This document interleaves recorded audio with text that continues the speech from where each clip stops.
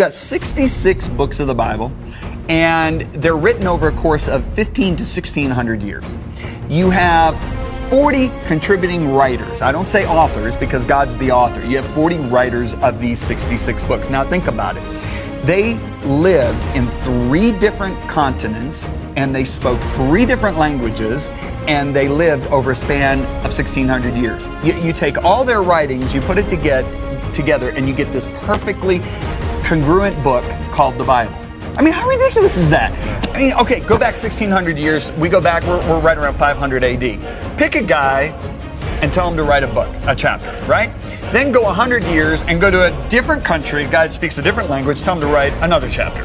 Then go another 100 years, do the same thing, do this for 1600 years, come to 2019, 2020 time period, and tell me you got a book that makes any sense. Okay, but let's sweeten the deal.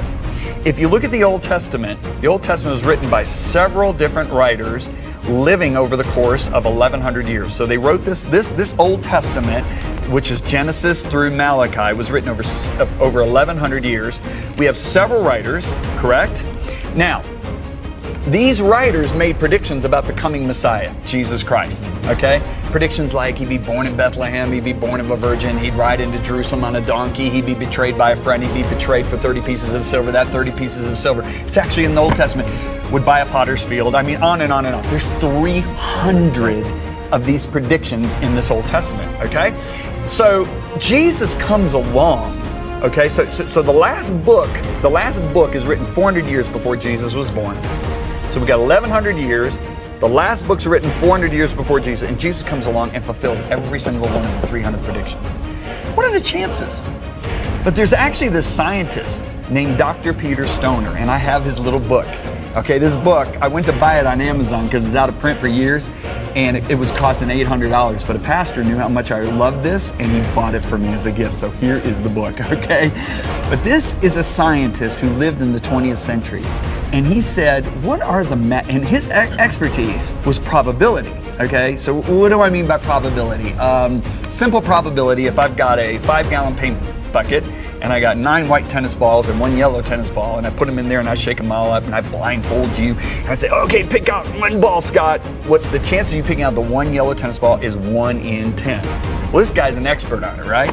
So he doesn't do this research alone. He gathers 600 science students from 12 different classes, and they go on this massive project to figure out what are the chances of any human being from the time of Jesus' birth to the end of the 20th century, 2,000 years, any human being on earth could fulfill just 8 of those prophecies. Just 8.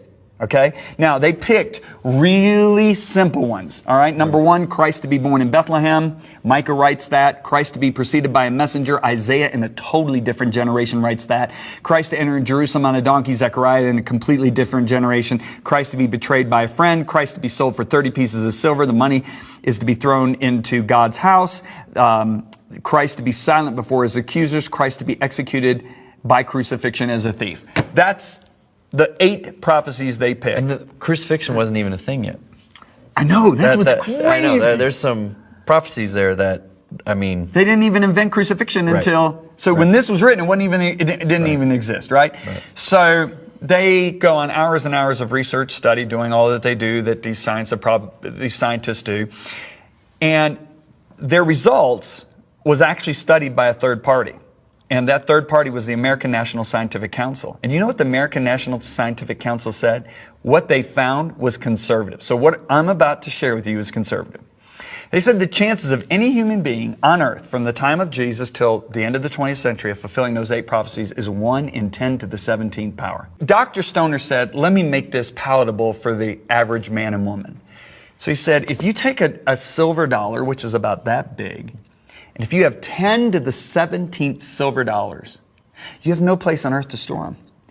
You have to just spread them out on the ground. And if you have that many silver dollars, you will cover the entire state of Texas, 2 feet deep, with silver dollars. Wow. Now, gather all those silver dollars, mark one of them, shuffle them all up, distribute them over the entire state of Texas, blindfold a guy in Oklahoma, put him on a helicopter, start flying over the state of Texas. The state of Texas, it takes 17 hours to drive through.